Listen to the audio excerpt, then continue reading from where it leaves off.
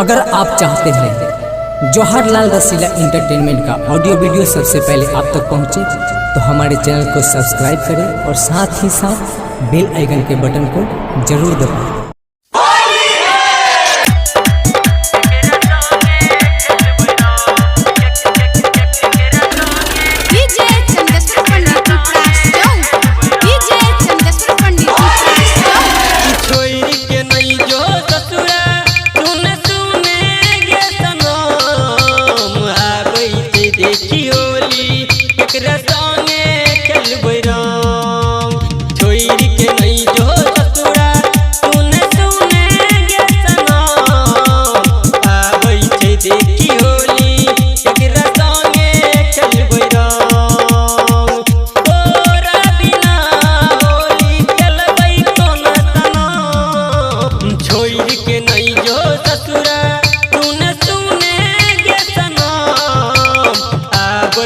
देखी होली एकरा संगे खेलबै राम छोड़ी के नहीं जो ससुरा सुने सुने गे सनम आबै छै देखी होली एकरा संगे खेलबै राम।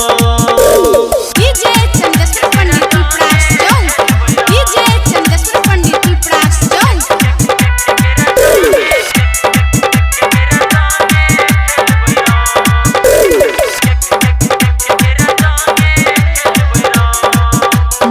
Recording studio Delhi.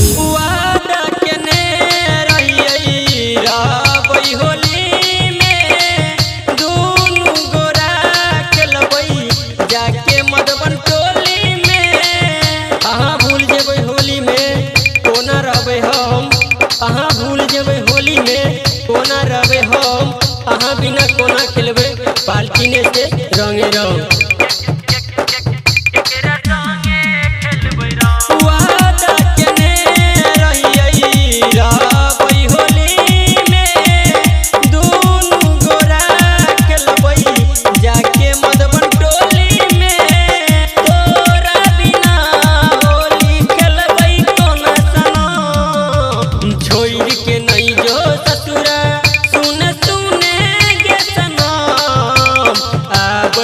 देखी होली केकरा संगे खेलबै राम छोड़ी के नहीं जो ससुरा सुने सुने गे सनम आबै छै देखी होली केकरा संगे खेलबै राम।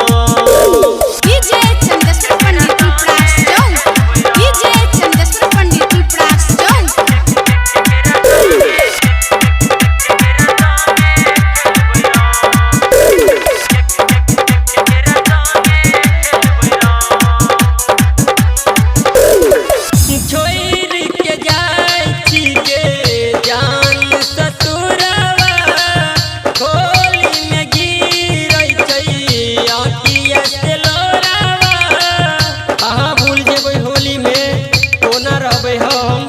अहाँ भूल जेबै होली में कोना रहबै हम, अहाँ बिना कोना खेलबै बाल्टीने से रंगे रंग।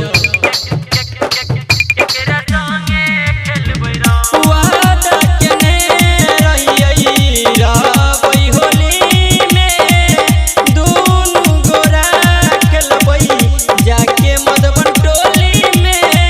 तोरा बिना होली खेलबै कोना सनम छोड़ी के नहीं जो ससुरा सुने सुने गे सनम आबै छै देखी होली केकरा संगे खेलबै राम छोड़ी के नहीं जो ससुरा सुने सुने गे सनम आबै छै देखी होली केकरा संगे खेलबै Ram. Presented by Rasila music.